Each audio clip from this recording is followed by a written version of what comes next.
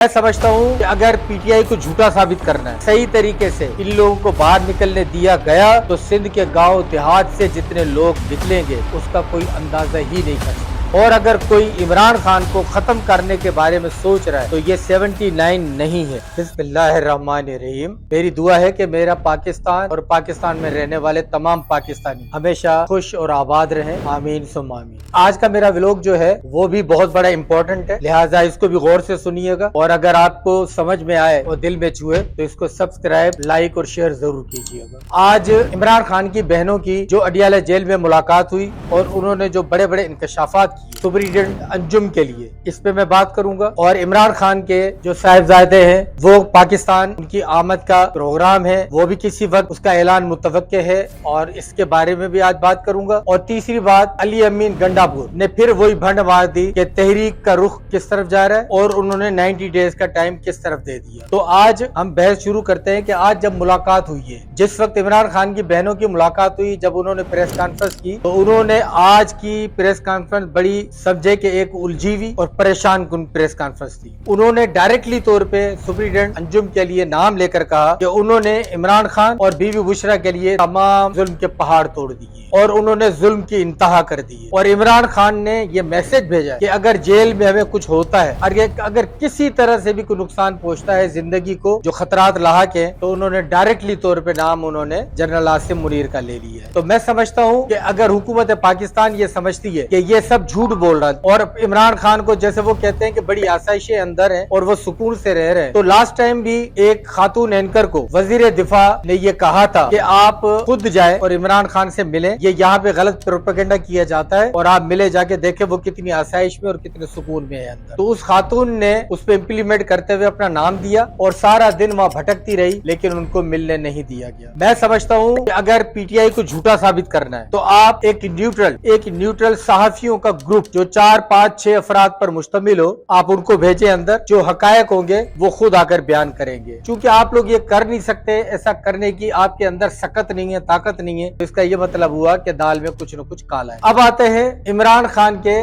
बेटों पे कि जो वो पाकिस्तान आने की उन्होंने ऐलान किया है और बाकायदे ट्वीट भी किया है। और ट्वीट में जो उन्होंने अपने फादर के लिए, अपने बाप के लिए जो बातें की हैं वो भी बहुत एक मजीवी बातें और समझने वाली बातें हैं जो आप तमाम लोगों को इसकी मालूमात होगी। मैं चंद एक बातें बता देता हूँ कि उन्होंने कहा कि बहैसियत एक वजीर आजम हमारे बाप ने हमें कभी पाकिस्तान नहीं बुलाया, हमारे बाप ने हमें कभी वो बाप वाली मोहब्बत हमें आकर नहीं दी जो एक औलाद को चाहिए होती है, लेकिन चूंकि उनका अकीदा और उनकी मोहब्बत पाकिस्तान और पाकिस्तान के लिए, कौम के लिए थी, लेकिन उसके बावजूद भी जाहिर है हम उनका खून है, हम उनके बेटे औलाद हैं, हम उनसे मिलने जरूर जाएंगे। जिस दिन से इमरान खान के बेटों ने मिलने की बात की है उस दिन से हुकूमती इदारों में यहाँ पर एक हलचल मची हुई है। कोई कहता है आ जाएं, उनका हक है, मुलाकात करें, कोई कहता है कि आएंगे गिरफ्तार हो जाएंगे। लिहाजा चूंकि यहाँ पे आम आदमी को तो फौरन उठा लिया जाता है, गायब कर दिया जाता है, लेकिन जाहिर है वो एक बरतानवी शहरी है तो उन लोगों को उठाना इतना आसान नहीं है। लेकिन उसके बावजूद भी जो हमारे पास इतलात है कि उनके बच्चे यूके से अमेरिका जाएंगे और 40 से 50 से 60 अफराद का एक ग्रुप होगा, उसमें पार्लियामेंट्री भी लोग भी होंगे, उसमें इंटरनेशनल मीडिया भी होगी, उनके साथ वो पाकिस्तान आएंगे। अब आप अज्यूम करें कि जिस दिन वो पाकिस्तान की जमीन पे आएंगे और इन तमाम लोगों के साथ पहुंचेंगे तो किसको कितनी हिम्मत होगी उनको गिरफ्तार करने की। वो तहरीक चलाने नहीं आ रहे, ये मजबूर किया जा रहा है कि जो काम वो नहीं करना चाहते वो काम वो लोग करें। क्योंकि यहाँ यह कहा जाता था, मरियम नवाज ने काफी दफा कहा, दूसरे लोगों ने कहा कि इमरान खान यहाँ के लोगों को दाव पे लगा रहे लेकिन अपने बेटों को वो यहाँ पे नहीं ला रहे, यहाँ की सड़कों पे नहीं ला रहे। तो जब वो आ रहे हैं तो उसके बाद ये हलचल मची हुई है। जब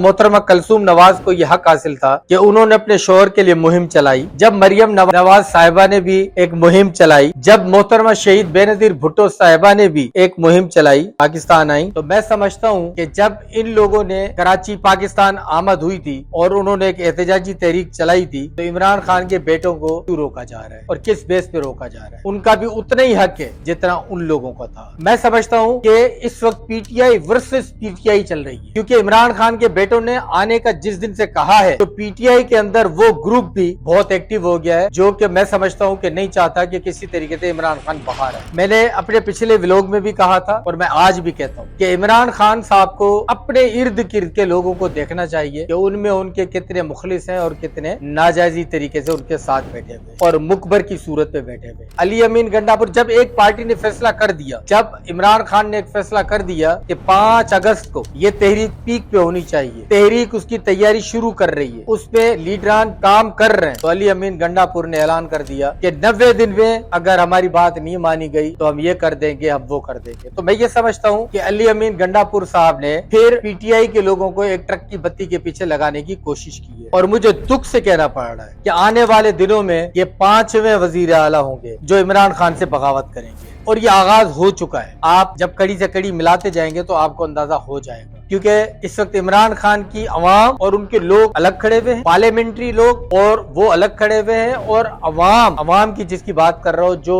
عمران خان کی آواز پہ لبیک کہنے والے ہیں، جو سنسیئر لوگ ہیں، وہ آج ان کی آواز پہ لبیک کرنے کے لیے تیار کھڑے ہوئے۔ میں سلام پیش کرتا ہوں ان خواتین کو، اور خاص طور پہ ڈاکٹر راشد یاسمین کو، کہ جو کینسر کی بیماری میں ہونے کے باوجود وہ اندر ڈٹ کے جیل میں بیٹھی ہوئی۔ یہ کہاں کا نظام ہے؟ یہ کیسا نظام ہے؟ اس نظام کو ختم ہونا چاہیے، اس چیز کو ختم ہونا چاہیے۔ میں سمجھتا ہوں کہ عمران خان کی تحریک اب تیزی میں آئے گی، اور جو فیصلہ کن تحریک ابھی ہوگی اس میں واقعی آر ہوگا یا پار ہوگا۔ اور میں جو دیکھ رہا ہوں، کیونکہ جو اس وقت نیشنل میڈیا ہے وہ تو ان چیزوں سے بہت دور ہے، ایسا لگتا ہے کہ جیسے ایک اچھوت بیماری ہو یہ چیزیں دکھانے کے لیے، اس لیے ان سے دور ہے۔ لیکن سوشل میڈیا اس وقت چل رہا ہے اور بڑے پیمانے پہ چل رہا ہے، انہوں نے دکھایا ہے کہ جو آج کل سندھ کے اندر تیاری چل رہی ہے، اور سندھ میں جو 17 سال سے پیپلز پارٹی کی حکومت ہے، اور اس حکومت کو ڈینٹ لگنے جا رہا ہے۔ میں سمجھتا ہوں کہ اگر صحیح طریقے سے الیکشن ہوئے اور اگر صحیح طریقے سے ان لوگوں کو باہر نکلنے دیا گیا تو سندھ کے گاؤں دیہات سے جتنے لوگ نکلیں گے اس کا کوئی اندازہ ہی نہیں کر سکتا۔